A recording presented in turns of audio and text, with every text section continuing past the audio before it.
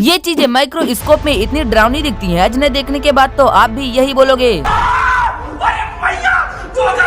जैसे कि इंजेक्शन लगने के बाद या फिर मच्छर काटने के बाद आप अपने उस सरफेस को माइक्रोस्कोप के अंदर देख लोगे तो आपको रात को नींद भी नहीं आएगी। वैसे हमारे यहाँ जो चींटी दिखती है वो भी माइक्रोस्कोप में किसी राक्षस से कम नहीं लगती हैं। इसीलिए इस वीडियो की शुरुआत सबसे डरावनी दिखने वाली चीज चींटी से ही करते हैं। हाँ, मुझे पता है आप चींटी का नाम सुनते ही एकदम शॉक्ड हो चुके होंगे। हाँ, ये सच है, चींटी दिखने में जितनी छोटी होती है उतनी ही डरावनी दिखती है, पर सिर्फ माइक्रोस्कोप में। चींटी आपको नॉर्मली कुछ ऐसी दिखती होगी, लेकिन वही चींटी माइक्रोस्कोप के अंदर कुछ ऐसी दिखती है जैसे कि कोई मॉन्स्टर हो। आप माइक्रोस्कोप को जितना जूम करते जाओगे वो उतने ही डरावनी दिखती जाएंगी, है ना खतरनाक। नंबर 2, देखो आप अपने स्कूल में बॉल पेन का इस्तेमाल तो जरूर किया होगा, लेकिन आप ही में से कुछ ऐसे लोग होंगे जिन्होंने सोचा होगा कि आखिर इसमें से इंक निकलती कैसे है। वेल, आज तुमको ये भी देखने को मिल ही जाएगा। दरअसल जब पेन को माइक्रोस्कोप के अंदर जूम करके देखा गया तो पेन के आगे एक गोल बॉल नजर आई जो लिखते समय घूमती रहती है। इस बॉल की वजह से इंक पेपर पर ट्रांसफर होती है। वैसे बॉल पेन का नाम इस छोटी सी बॉल की वजह से बॉल पेन पड़ा है। नंबर 3, आपने घर पर या फिर सिनेमा हॉल में पॉपकॉर्न तो जरूर खाया होगा, लेकिन मैं आपको यकीन के साथ कह सकता हूँ कि आपने कभी पॉपकॉर्न को बनते हुए नहीं देखा होगा, क्योंकि ये तो तुम जानते हो कि पॉपकॉर्न को बनाने के लिए मक्की के दाने को किसी मजबूत बर्तन से ढकना होता है ताकि वो बाहर ना आए। लेकिन मैं आज तुम्हें मक्की से पॉपकॉर्न बनने का प्रोसेस फ्री में दिखा सकता हूँ अगर तुम इस चैनल को सब्सक्राइब करो तो।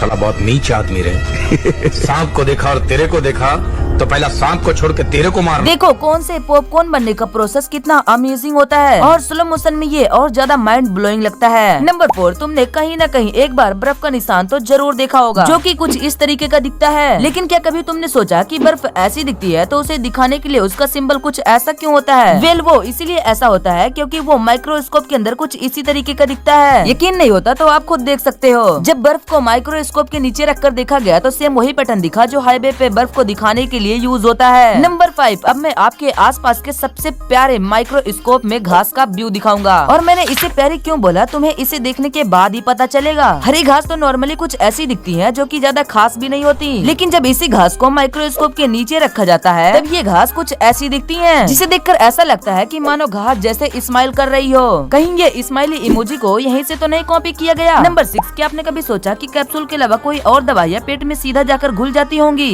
लेकिन कैप्सूल में दवाई तो इसके अंदर होती है तो फिर कैसे घुलती है? तो वो भी आज माइक्रोस्कोप में देख लो। कैप्सूल को जब पानी में डाला गया तो ये भी प्रूफ हो गया कि कैप्सूल पेट के अंदर जाकर कैसे काम करता है। नंबर 7, चलो अब ये बताओ कि ये कहाँ का छेद है? अरे आप गलत मत समझो, ये छेद तो आपके बॉडी का ही है, लेकिन मैं यकीन के साथ कह सकता हूँ कि आपने कभी इसे देखा ही नहीं होगा, क्योंकि ये सिर्फ माइक्रोस्कोप से ही देखा जा सकता है। दरअसल जब आपको इंजेक्शन लगाया जाता है तब तो आपको पता है कि आपके स्किन में एक पतली सी सुई को घुसाया जाता है। इंजेक्शन लगने के बाद आपकी स्किन में जो होल हुआ होता है वो तो नॉर्मल आंखों से नहीं देखा जा सकता, लेकिन अगर आप इंजेक्शन लगने के बाद तुरंत आप उस जगह को माइक्रोस्कोप से देखते हो तो वो आपको कुछ ऐसा ही दिखेगा। और हाँ, जब आपको कभी मच्छर काटता है तो सेम वो भी आपके स्किन में कुछ ऐसा ही गड्ढा कर देता है जो सिर्फ माइक्रोस्कोप से ही देखने पर दिखता है। वैसे माइक्रोस्कोप में नॉर्मल मच्छर भी इतना बड़ा दिखता है और जिस सुई से वो खून चूसता है वो भी माइक्रोस्कोप में इतना मोटा और बड़ा दिखता है। वैसे मच्छर के पास ऐसी एक नहीं बल्कि 4 से 5 सुइयां होती हैं। नंबर 8, जब किसी सबसे छोटी चीज के बारे में बताना होता है तो उसका कंपेयर सुई से ही किया जाता है, इसलिए तो सुई और धागे को माइक्रोस्कोप के अंदर देखना तो बनता है। सुई और धागे नॉर्मली तो कुछ ऐसे दिखते हैं जो कि आपने देखा ही होगा, क्योंकि ये दोनों भाई सभी के घरों में आराम से मिल जाते हैं। लेकिन जब इसी सुई को माइक्रोस्कोप के अंदर देखा जाता है तो जैसे ये कोई खंबे का पोल नजर आता है और माइक्रोस्कोप में सुई के अंदर लाखों धागे दिखने लगते हैं। यानी कि नॉर्मली सुई में वो दिखने वाला एक